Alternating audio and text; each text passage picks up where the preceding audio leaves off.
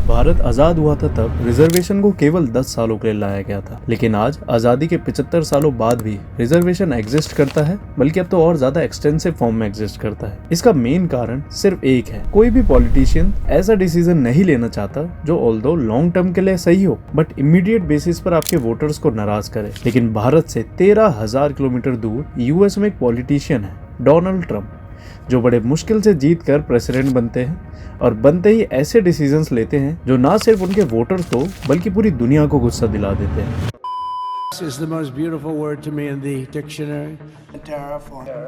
Tariffs के announcement से लेकर अभी तक $4 ट्रिलियन की वेल्थ स्टॉक मार्केट से इरेज हो चुकी है, जिसने यूएस की जनता को काफी ज्यादा नाराज कर दिया है। तो क्या ट्रम्प सही में इतने कम समझदार पॉलिटिशियन हैं जो अपने ही वोटर्स का नुकसान कर रहे हैं, या क्या ये सब ट्रम्प अपने किसी बड़े प्लान के अकॉर्डिंग कर रहे हैं?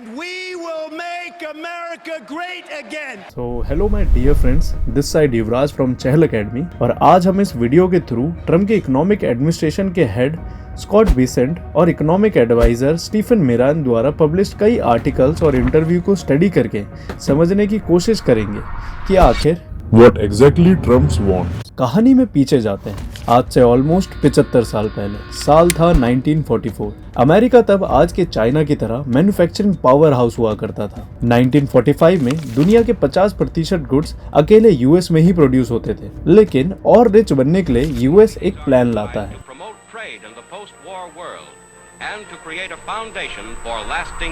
जो बाद में ब्रिटेन वुड्स एग्रीमेंट बना। इसका कोर पर्पस यूएस के डॉलर को ग्लोबल करेंसी बनाने का था। इसमें यूएस ने अपनी एलाइड कंट्रीज को प्रेशर करा कि वो अपनी करेंसी की वैल्यू यूएस के डॉलर के साथ पैक कर दे। इन रिटर्न यूएस ने प्रॉमिस दिया कि ये कंट्रीज डॉलर को कभी भी गोल्ड में कन्वर्ट करवा सकती है एक फिक्स रेट पर, यानी यूएस के डॉलर की वैल्यू गोल्ड जितनी रहेगी। यानी रातों रात यूएस का ये पेपर का टुकड़ा गोल्ड की वैल्यू का हो गया। इसके कुछ ही सालों में डॉलर की डिमांड स्काई रॉकेट हो गई, क्योंकि ऑलमोस्ट सारी कंट्रीज डॉलर में ट्रेड करने लगी। जिसके बाद आता है स्टोरी का सेकंड मेजर सीन। 1971 तक यूएस डॉलर को मैसिव स्केल पर प्रिंट करता गया, और तब तक मार्केट में इतने डॉलर्स आ चुके थे जितने का यूएस के पास सोना भी नहीं था। जिसका मतलब ब्रिटेन वुड एग्रीमेंट का पार्ट बनी ये कंट्रीज अपने डॉलर के रिजर्व को लेकर यूएस के पास पहुंच जाती है कि यूएस आपने प्रॉमिस किया था कि डॉलर को गोल्ड में कभी भी कन्वर्ट करवा सकते हैं, तो हमें हमारे डॉलर्स के बदले गोल्ड दे दो। तो यूएस सपने में भी ये प्रॉमिस पूरा नहीं कर सकता था। तब यूएस के प्रेसिडेंट रिचर्ड निक्सन एक मैसिव स्टेप लेते हैं। 15 अगस्त 1971 को I have directed Secretary Connally to suspend temporarily the convertibility of the dollar into gold.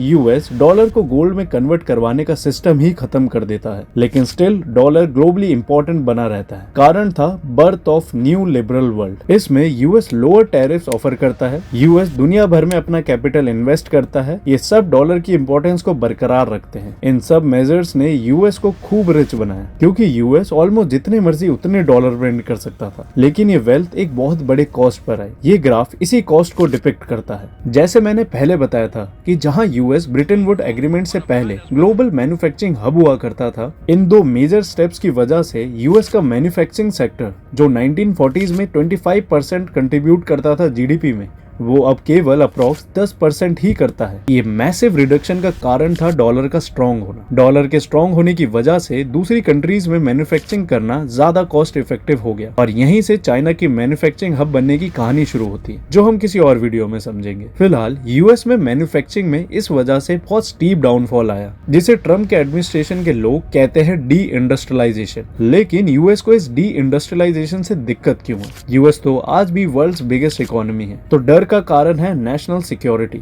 US Chinese goods का लार्जेस्ट इंपोर्टर है, तो सपोज चाइना ताइवान पर अटैक कर देता है, तब चाइना इजीली यूएस को भेजे जाने वाले एक्सपोर्ट्स को रोककर पूरे यूएस को नाइटमेयर फील करवा सकता है। वहीं स्ट्रॉन्ग मैन्युफैक्चरिंग सेक्टर नहीं होने की वजह से अनएम्प्लॉयमेंट भी तेजी से बढ़ रहा है यूएस में, और ट्रम्प इसी को ठीक करना चाह रहे हैं। तो अब आते हैं प्रेजेंट सिनेरियो पर।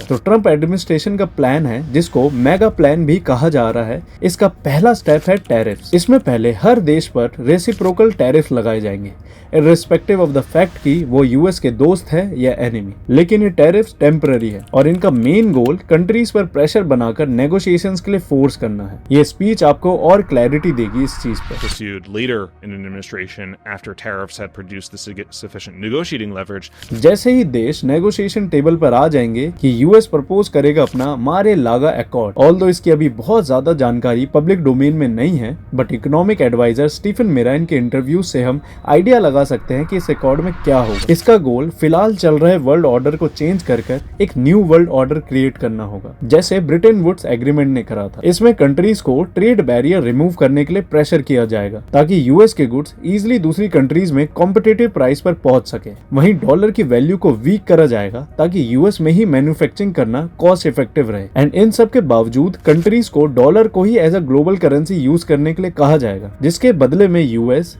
इन दूसरी कंट्रीज को net security, market access of US, ये सारी चीजें ऑफर करेगा। हेंस यूएस वापस एक मैन्युफैक्चरिंग हब बनना चाह रहा है ताकि उसकी डिपेंडेंस चाइना जैसे देशों से कम हो जाए। वहीं इन सब के बावजूद डॉलर ग्लोबल करेंसी का स्टेटस बनाए रखे। बट ऑल्दो ये प्लान थ्योरेटिकली बड़ा रोजी लग रहा है, बट क्या इसे इम्प्लीमेंट करना आसान होगा ट्रम्प के लिए? क्या कंट्रीज जिन्हें ट्रम्प आए दिन धमकियां देते रहते हैं वो यूएस पर ट्रस्ट कर इस प्लान का हिस्सा बनना चाहेंगी? ये देखने वाली बात होगी। कमेंट्स में बताएं आपका क्या मानना है ट्रम्प के इस मेगा प्लान पर। For more such interesting content do follow us. This side your Yuvraj and thanks for watching.